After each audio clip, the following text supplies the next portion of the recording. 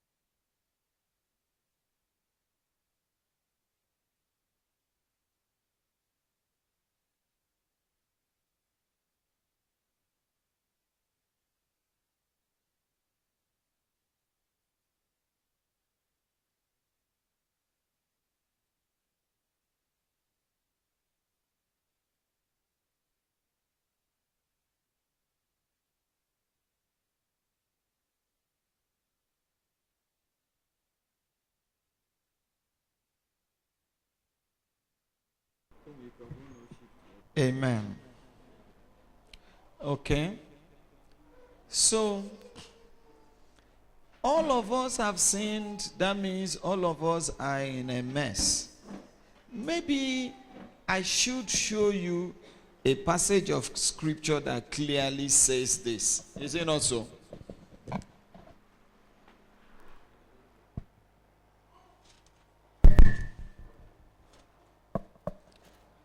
Look at Ephesians chapter 2. If you're there, let me see you say yes. If you're not there, say wait.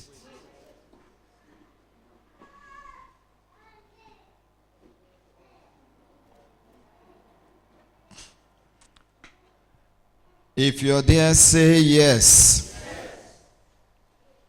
As for you, as for who? You. You were, is talking to Christians. So he's using past tense. You were. If you're not a Christian, if you've not been born again, then you're still.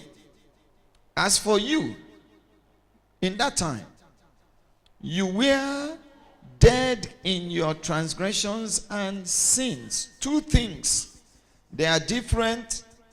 Transgression is going outside of divine boundaries, crossing boundaries. Sin is not meeting up to divine standards. Either way, there is trouble. If God says, thou shalt not, and you go, that is transgression. If he says, love your neighbor, and you don't, what's that? Sin. He says, do not steal, and you steal. What's that? It's not sin. That's transgression. When God sets a standard or a limit, and you cross that limit, that is trespass or transgression. You know, normally you hear no trespassers. That means don't cross this boundary. Are you with me? When God sets standards and you miss those standards, that is trespass or transgression. Now, if you don't meet them, if God sets boundaries and you cross them, that is transgression. If he sets standards and you don't meet, you don't live up to them, that is sin. That's what we call falling short. Amen. The Bible says all have sinned and fallen short. That means they didn't reach up to. They fell short. Hallelujah. So Paul is writing to the Ephesians, and he said, as for you, you were dead in your crossing of boundaries and falling short of divine standards in which you used to live. That means your life in the past was described by two words: crossing boundaries and missing the mark, or not reaching the standards. Two things. Now, but he said there was a reason why that was taking place. Why it was taking place is because you followed the ways of this world rather than the ways of the Word of God. You followed the ways of the world of men. Are you getting me? You know, so owa rather than oku chineke. When you did that, isoberano owa, you either trespass or you sin. That's why you should not be friends with the world, because the world, friendship with the world is enmity to God. Why? Once you are a friend of the world, you can do two things only. You can either cross divine boundaries, or you don't meet divine standards. Are you with me? So he said, in those days, you were following the ways of the world. One. And this world was under the rulership of the kingdom of the air. There is a spirit that governs the world. So if you follow the way of the world, unconsciously you are submitting to the rulership of that spirit that governs the world. Do you capture what I'm saying now? Good. So Paul is describing the life of an unbeliever. He was a man that unconsciously was under the government of Satan. He didn't know. All he knew was that he was doing like every other person in the world. But he forgot that the institutions of the world were placed there by Satan. They are remote controls through which he controls men. If Satan comes out playing, people may not follow him. So he sets up institutions. The world, the flesh, you know, these things are appealing. So that as you go to those things, he is pressing the remote control and he says, yes, yes, yes, continue, continue, and you are in trouble. So Paul is describing, so follow this. This is interesting, is it not so? Okay. When you follow the ways of this world and of the ruler of the kingdom of the air, the spirit who is now at work in those who are disobedient. What's he saying? He said, do you see those who are not yet born again? That same spirit before that controlled you and made you not to obey the gospel.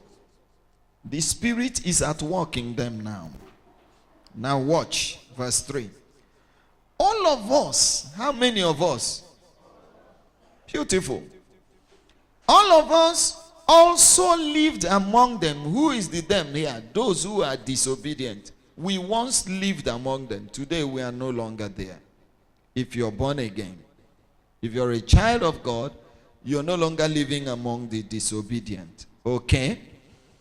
Now watch what he says. When we were living among them, we were gratifying the cravings of our sinful nature. What does he mean by gratifying? It means we are meeting up with them. Your sinful nature says slap him. You slap him. The sinful nature says do waka. The sinful nature says drink. You drink. The sinful nature says give him a good night kiss. You give. He says it's not enough. Hug him small. You hug. Then he says visit him when no one is around. After all, it's Valentine's Day. Wear red for him. You wear. Then the sinful nature says you remove the red. You remove. It says just sleep. You know. What's that? Gratifying the desires of the sinful nature. Amen.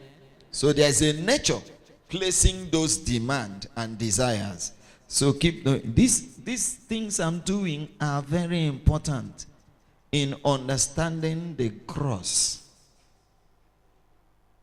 If you don't know these little details, the message of the cross,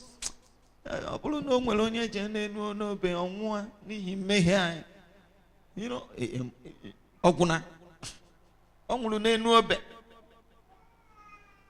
but if you think of the fact that this song will know Paul there for 16 chapters, the China delunde Ephesus, onwuru n'enu obe, nyako delunde Galatia, no onwuru n'enu obe. So New Testament ni na but onwuru n'enu obe. So that means that now onwuru something about it anya ghota chabe. Hallelujah. You need to pick those details. They were the things that moved the apostles, and they were ready to die preaching.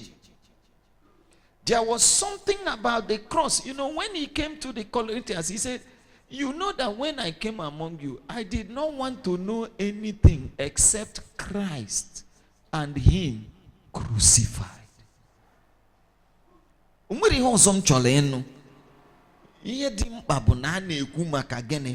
Jesus, he preached it every day, and the people were never tired of hearing him. Why? Because the message of the cross is all about everything about us. Hallelujah. Let me just show you one more thing in this passage, and I will go. Okay. We were following the cravings of our sinful nature, and they manifest in two things: desires and thoughts. The sinful nature has desires, the sinful nature has thoughts. So when we are dealing with the power of the cross, he must touch those areas. Is it not so? The cross should be able to touch your desires and touch your thoughts. Your thoughts. Imaginations. When Paul says, the weapons of our warfare are mighty in the pulling down of strongholds, he says we cast down what? imaginations. So we must deal with, I'm born again, but when I close my eyes, I imagine vain things. You know why? You have not brought the cross into that area. Many of us stop at the matter of guilt because sin produces guilt. So we take the blood of the cross and it takes away our guilt, and we are happy. But that's not all. There is more to the cross, and there is more to the sin and sinful nature than guilt. But everything that surrounds the issue of the fall of man has its answer in the cross. Are you with me? Hallelujah. So I just want to unravel some of those small things we never pay attention to, and they are responsible for some of the careless ways we talk, the careless ways we live, little things. It just enters your mind. The man winch. It's a thought. But Paul said we take captivity thoughts and bring them to obedience. So it's an issue. Thoughts are problems. You must know how to catch them and chain them and put them in the pocket and where they should be. We take captivity thoughts and bring them to obedience. How? By the power of the cross.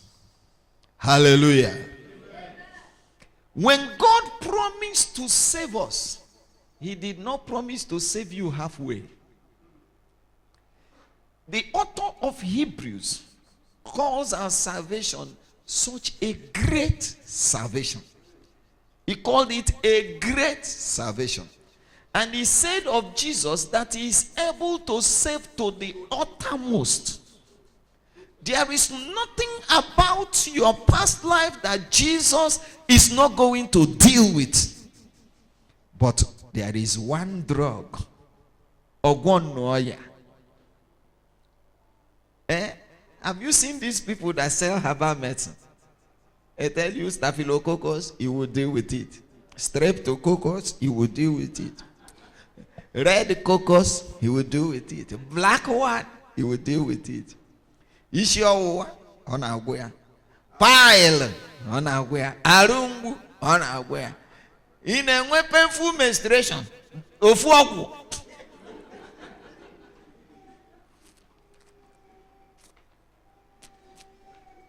Hallelujah.